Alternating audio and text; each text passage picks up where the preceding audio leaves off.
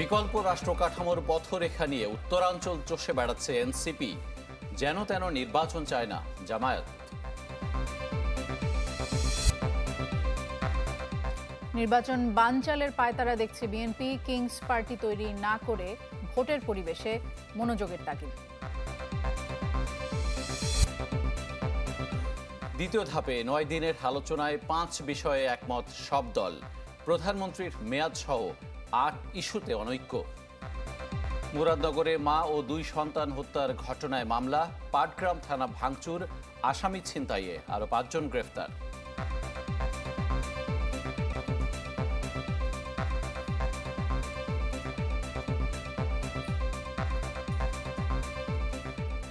দর্শক আমন্ত্রণ চ্যানেল 24 এর সন্ধ্যা 7টার খবরে। শুনছিলেন প্রেসিডেন্সি ইউনিভার্সিটি সংবাদ শিরোনাম। আপনাদের সাথে আমরা দুজন থাকছি, নাজদিন নাসিরুদ্দৌলা এবং ইকবাল হাসান। শিরোনামে শুনছিলেন যে পুরনো কাঠামোর ধুলো ঝেড়ে নতুন ভবিষ্যতের খোঁজে পথে পথে হাঁটছে জাতীয় নাগরিক পার্টি এনসিপি। বিচার সংস্কার এবং নতুন সংবিধানের দাবিতে রংপুর বিভাগের প্রতিটি জেলা পেরিয়ে এবার জয়পুরহাটে জুলাই পদযাত্রা। সমাবেশে বক্তারা বলেন, পুরনো নিয়ম আর চেনা মুখ নয়, বরং দরকার এক নতুন শাসনচিত্র, নতুন সংবিধান। জুলাই গণ অভ্যুত্থানের বর্ষপূর্তিতে জাতীয় নাগরিক পার্টির দেশ গড়তে জুলাই পদযাত্রা শুরু হয় গেল মঙ্গলবার। এরপর রংপুর বিভাগে বেশ কয়েকটি জেলায় পথসভা জনসভায় অংশ নেন দলটির কেন্দ্রীয় ও আঞ্চলিক নেতারা। শনিবার সকালে বগুড়ার প্রধান প্রধান সড়ক প্রদক্ষিণ করে পদযাত্রাটি। সাতমাথা মুক্তমঞ্চে সমাবেশে এনসিপি আহ্বায়ক নাহিদ ইসলাম বলেন, পুরনো ধারার রাজনীতির দিন শেষ। দাবি জানান স্বাধীনতার প্রকৃত অর্থ ফিরিয়ে সংবিধানের জনগণের মালিকানা নিশ্চিত করার। আর এনসিপির সদস্য সচিব বলেন, আর কোনো ফ্যাসিবাদের হাতে দেশ ছেড়ে দেওয়া হবে না। আপনাদের পুরনো খেলায় আমরা অংশগ্রহণ করব না।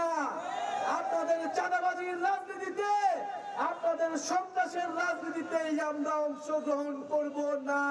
সেই নতুন বাংলাদেশকে আমরা আর কোন ফ্যাসিবাদীদের হাতে ছেড়ে দেব না। এই নতুন বাংলাদেশকে আমরা আর কোন চাঁদাবাজের হাতে ছেড়ে দেব না। বগুড়ার কর্মসূচি শেষে পদযাত্রায় যায় জয়পুরহাটে। সেখানে তাদের স্বাগত জানান স্থানীয় নেতাকর্মীরা। জেলার শহীদ ডাক্তার আবুল কাশেম ময়দানে জনসভায় দলটির নেতারা আহ্বান জানান জুলাইয়ের সব শক্তিকে ঐক্যবদ্ধ থাকার। আমাদের পরবর্তী বাংলাদেশের ভিত্তি হবে ৭১ এবং ২৪। এই দুইটার ভিত্তিতেই আমাদের পরবর্তী বাংলাদেশ পুনর্গঠিত হওয়া অবশ্যই করতে হবে, করতে হবে, করতে হবে। জয়পুরহাট থেকে পদযাত্রাটির গন্তব্য ছিল নওগাঁ। এনসিপির কর্মসূচি চলবে আগামী ৩০ জুলাই পর্যন্ত। তানজিল আফসানা, চ্যানেল 24। জামায়াতে ইসলামীর আমির ডক্টর শফিকুর রহমান বলেছেন যে দেশের মানুষ যেন তেন নির্বাচন আর দেখতে চায় না। কুমিল্লায় পথসভায় এমন মন্তব্য করেছেন তিনি। আহ্বান জানিয়েছেন যে কোনো ধরনের ফ্যাসিবাদের বিরুদ্ধে ঐক্যবদ্ধ প্রতিরোধ করার। ফেনীতে রকুন সমাবেশে অংশ নিতে পথে কুমিল্লায় 4টি স্থানে পথসভায় অংশ নেন জামায়াতে ইসলামীর আমির।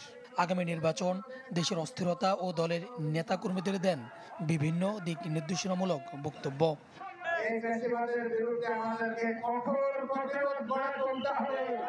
ডাক্তার শফিকুর রহমান বলেন, 2014 আর 2018 এর মতো যেন তেন নির্বাচন দেখতে চান না জনগণ।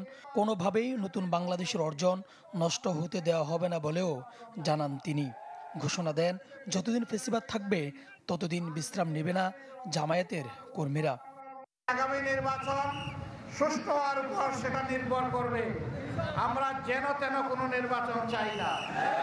বাংলাদেশে বিভিন্ন জায়গায় ইদানিং রাজনীতির নামে যে অপকর্ম আর উৎপাত আমরা লক্ষ্য করছি, আমরা সংশ্লিষ্ট দলগুলোকে বলবো, সাবধান হন, নিজেদেরকে সামলান, নইলে জনগণই আপনাদেরকে সামলিয়ে দেবে ইনশাআল্লাহ। পরে ফেনীতে রকুন সম্মেলনে এসে যোগ দেন জামায়াতের আমির। বলেন, গত 15.5 বছর লুট করে বিদেশে পাঠানো হয়েছে দেশের অর্থ। আমরা চাচ্ছি একটা দুর্নীতিমুক্ত বাংলাদেশ গড়ে উঠুক, আমরা চাচ্ছি একটা মানবিক বাংলাদেশ, আমরা চাচ্ছি একটা ইনসাফ ভিত্তিক বাংলাদেশ। এই অভিযাত্রায় আমরা প্রিয় শহীদবৃন্দকে আমাদের পাশে চাই, আমাদের সাথে চাই, আপনাদের বুকের বিছানায় আমাদের জন্য ভালোবাসার একটু জায়গা। আওয়ামী লীগ ইসলামী নেতৃত্ব ও বিচারকে ধ্বংস করেছে বলেও মন্তব্য করেন আমিরে জামায়াত। আমরা চাই বাংলাদেশে একটা ইনসাফ ভিত্তিক সমাজ গড়ে উঠবে। সুলতান মাহমুদ আরিফ, চ্যানেল 24। এদিকে বিএনপি নেতারা অভিযোগ করেছেন যে দেশে নির্বাচনের পরিবেশ নিয়ে প্রশ্ন তুলে ঘোলা পানিতে মাছ শিকারের চেষ্টা করছেন কেউ কেউ। তারা বলেছেন যে ফেব্রুয়ারিতেই অবাধ এবং সুষ্ঠু নির্বাচন অনুষ্ঠিত হওয়া সম্ভব, তাই কিংস পার্টি তৈরিতে মনোযোগ না দিয়ে সরকারকে ভোটের পরিবেশ তৈরির তাগিদ দিয়েছেন তারা। সাবেক রাষ্ট্রপতি জিয়াউর রহমানকে নিয়ে জাতীয়তাবাদী লেখক ফোরামের এই অনুষ্ঠান। এতে যোগ দিয়ে বিএনপি নেতা ডক্টর আব্দুল মঈন খান দাবি করেন, মুক্তিযুদ্ধের সময় ৫ আগস্টের মতোই পালিয়ে গিয়েছিল আওয়ামী লীগ নেতারা।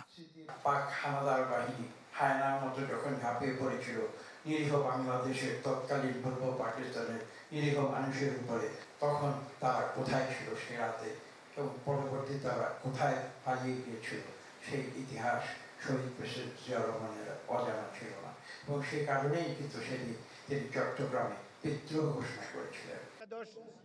রাজধানীর ধানমন্ডিতে গণ অভ্যুত্থানে শহীদদের স্মরণে ফুটবল টুর্নামেন্টের উদ্বোধন করেন দলটির আরেক নেতা হাফিজ উদ্দিন আহমেদ। আহ্বান জানান কিংস পার্টি তৈরি না করে ফেব্রুয়ারি নাগাদ দেশে ভোটের পরিবেশ তৈরির। আমরা আশা করব ফেব্রুয়ারি মাসে একটি সুষ্ঠু নিরপেক্ষ নির্বাচন দেবেন এই সরকার। নির্বাচন কমিশন একটি সুষ্ঠু নির্বাচনের ব্যবস্থা করবেন যাতে জনগণ তাদের মনে ভাবটি প্রকাশ করতে পারে, এবং আমরা আশা করি এই সরকার আর কিংস পার্টি সৃষ্টি করবে না। জনগণকে যাতে নিরাপদে তাদের ভোটাধিকার দিতে পারে সেই ধরনের একটা পরিবেশ তারা সৃষ্টি করবে। একই অনুষ্ঠানে রুহুল কবির রিজভী অভিযোগ করেন, দেশে নির্বাচনের পরিবেশ নেই বলে ঘোলা পানিতে মাছ শিকারের চেষ্টায় কেউ কেউ। আজকে অনেকেই ঘোলা পানিতে মাছ শিকারের চেষ্টা করছেন। কেউ কেউ বলছেন নির্বাচনের পরিবেশ নেই। কেন বলছেন? আপনি এতই পরিবেশবাদী? পৃথিবীর যুগ যুগ ধরে যে সংগ্রাম আন্দোলন, মানুষের যে অধিকার, এই অধিকার তো রাজনৈতিক সংগ্রামের মধ্যে দিয়ে এগিয়ে এসছে। তাই রাজনৈতিক সংগ্রাম ত্বরান্বিত করতে হলে তার নির্বাচিত পার্লামেন্ট লাগবে, নির্বাচিত জনপ্রতিনিধি লাগবে যারা জনগণের কাছে জবাবদিহিতা করবে। এদিকে আশুরা উপলক্ষে দেওয়াবানীতে আওয়ামী লীগ আমলের গুম খুন নির্যাতনকে এজিদ বাহিনীর কর্মকাণ্ডের সাথে তুলনা করেন বিএনপির ভারপ্রাপ্ত চেয়ারম্যান তারেক রহমান। নেতাকর্মীদের আহ্বান জানান, ন্যায় বিচার প্রতিষ্ঠা না হওয়া পর্যন্ত আন্দোলন চালিয়ে যাওয়ার। মাহবুবুর রহমান, চ্যানেল 24, ঢাকা। দ্বিতীয় ধাপে 9 দিনের আলোচনায় এখন পর্যন্ত 5টি বিষয়ে একমত হতে পেরেছে রাজনৈতিক দলগুলো। তবে রাষ্ট্রের মূলনীতি, প্রধানমন্ত্রীর মেয়াদসহ গুরুত্বপূর্ণ বিষয়ে দলগুলোর মত ভিন্নতা রয়েছে। তাদের প্রত্যাশা ঐকমত্যের ভিত্তিতে জুলাই সনদের। আশিকিন প্রিন্সের রিপোর্ট। সেগুলোর ক্ষেত্রে আবারও আমি আপনাদেরকে অনুরোধ করি, জুলাই সনদ তৈরি করতে রাজনৈতিক দলগুলোর সাথে দ্বিতীয় পর্যায়ে বৈঠক করছে জাতীয় ঐকমত্য কমিশন। এ পর্যায়ে আলোচনা হবে 19টি বিষয় নিয়ে। এই দায় এবং দায়িত্ব কারা? গেল 9 দিনের আলোচনায় উঠে এসেছে 13টি বিষয়। এর মধ্যে সংবিধানের অনুচ্ছেদ 70, সংসদীয় স্থায়ী কমিটির সভাপতিত্ব, নির্বাচনী এলাকার সীমানা নির্ধারণ, রাষ্ট্রপতির ক্ষমা সম্পর্কিত বিধান এবং বিচার বিভাগ বিকেন্দ্রীকরণ, এই 5টি বিষয়ে একমত হয়েছে রাজনৈতিক দলগুলো।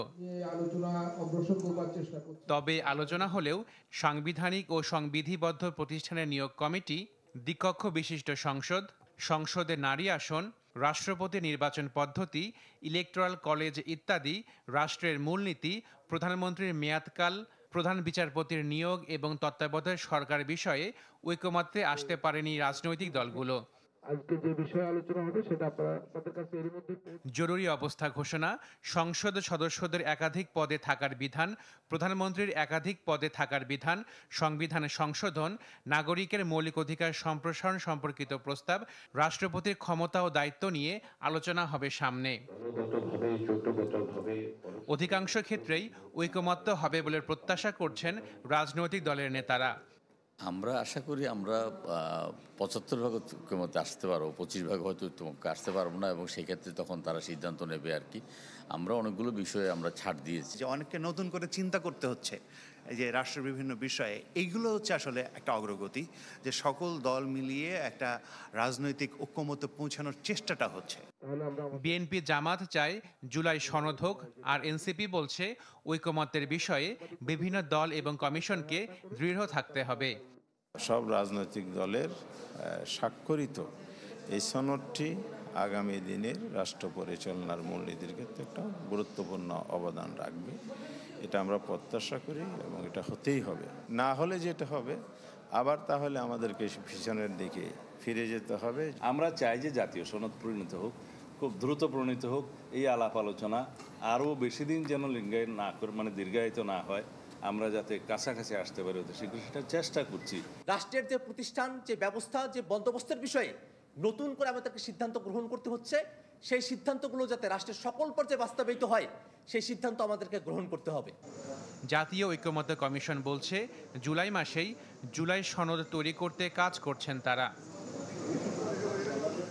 আশাকিন প্রিন্স, চ্যানেল 24, ঢাকা। সাতটার খবর দেখছেন, একটা বিরতি নিচ্ছি। তবে খবরের এই পর্যায়ে আমরা চলে যাচ্ছি আজকের স্পেশাল বুলেটিনে আফরান নিশোর কাছে।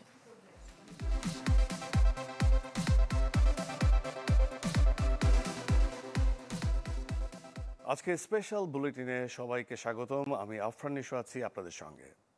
আগামী কয়েকদিন ঢাকা সহ দেশের বিভিন্ন অঞ্চলে প্রবল বৃষ্টির সম্ভাবনা। টেলিভিশন স্ক্রিনে যারাই দেখছেন সবাইকে বাসা থেকে বের হওয়ার সময় ছাতা নেয়ার পরামর্শ দেওয়া হচ্ছে। এছাড়া এইমাত্র পাওয়া খবরে আমরা জানতে পারলাম গ্রামীণফোন আপনাদের জন্য নিয়ে এসেছে বছরের সবচেয়ে বড় সেলিব্রেশন 17। চলুন দেখে নিই কি কি থাকছে এই মেগা সেলিব্রেশনে। আপনার নেক্সট ভ্যাকেশনটা হতে পারে থাইল্যান্ডে কিংবা মালদ্বীপসে, কারণ 17-এ থাকছে 5 দিনে 5টি এয়ার টিকিট জেতার সুযোগ। কে জানে, হয়তো পরের ফ্লাইটটা আপনারই। এবার চাইলে পুরনো হ্যান্ডসেটটাও চেঞ্জ করে ফেলতে পারেন, কারণ আপনার জিপি নম্বরে বিকাশ থেকে রিচার্জ করে জিতে যেতে পারেন 1 লক্ষ টাকা পুরস্কার।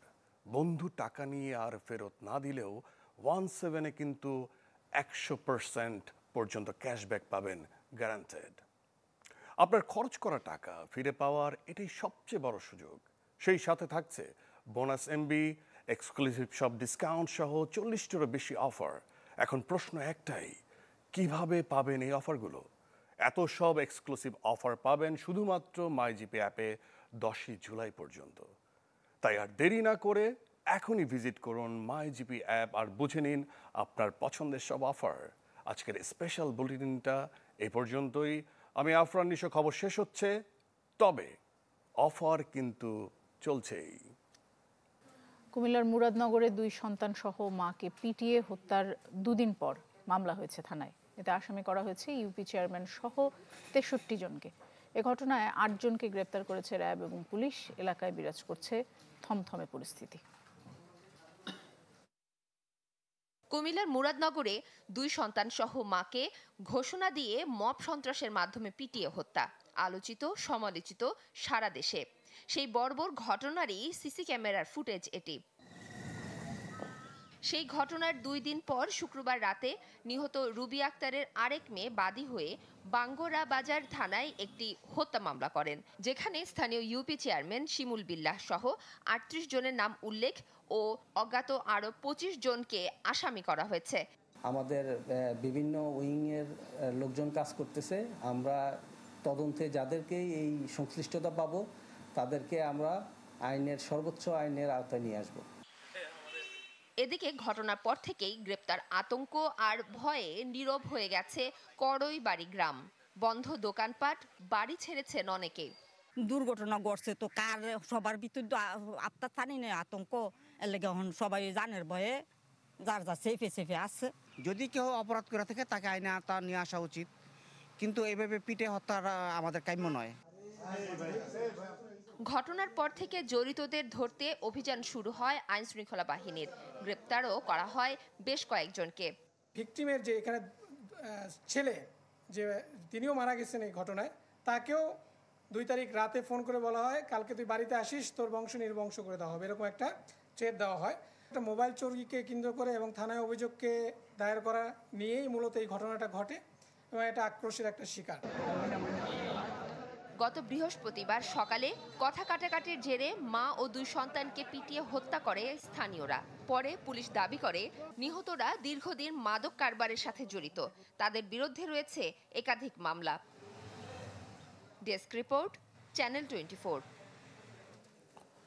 এদিকে কুমিল্লার মুরাদনগরে নারী নির্যাতনের ভিডিও ভাইরালের ঘটনায় গ্রেপ্তার হওয়া প্রধান অভিযুক্ত শাহ পরানকে কারাগারে পাঠিয়েছেন আদালত। দুপুরে জেলা আমলি আদালত 1 শাহ পরানকে হাজির করা হয়। পরে বিচারক তাকে কারাগারে পাঠানোর নির্দেশ দেন। পুলিশ জানায় মামলার তদন্ত কর্মকর্তা সোমবার রিমান্ড আবেদনের কথা রয়েছে। বৃহস্পতিবার বিকেলে বুড়িচং এলাকা থেকে শাহ পরানকে গ্রেফতার করা হয়। গত 26 জুন রাতে কুমিল্লার মুরাদনগরে এক গৃহবধূকে নির্যাতন করা হয়। লালমনিরহাটে পাটগ্রাম থানায় হামলা, ভাঙচুর ও আসামি ছিনতাইয়ের ঘটনায় আসামি সোহেল সহ আরও 5 জনকে গ্রেফতার করেছে পুলিশ। এ নিয়ে মোট 9 জনকে গ্রেফতার করা হলো। শনিবার রাতে হাতিবান্ধা ও পাটগ্রামের বিভিন্ন স্থানে অভিযান চালিয়ে তাদের ধরা হয়। থানা ভাঙচুরের ঘটনায় এখনও থমথমে পুরো এলাকা। এদিকে থানায় হামলা ও আসামি ছিনতাইয়ের ঘটনায় পাটগ্রাম উপজেলা বিএনপির সদস্য বাদশাহ জাহাঙ্গীর চপল ও পৌর যুব দলের যুগ্ম আহ্বায়ক মাহমুদ হোসেনকে দল থেকে বহিষ্কার করেছে বিএনপি। বলা হয়, দলীয় শৃঙ্খলা ভঙ্গ ও দলের সুনাম ক্ষুণ্ণ করায় তাদের বহিষ্কার করা হয়েছে। একই সাথে অভিযুক্তদের বিরুদ্ধে আইনি ব্যবস্থা নেওয়ার সুপারিশ করা হয়।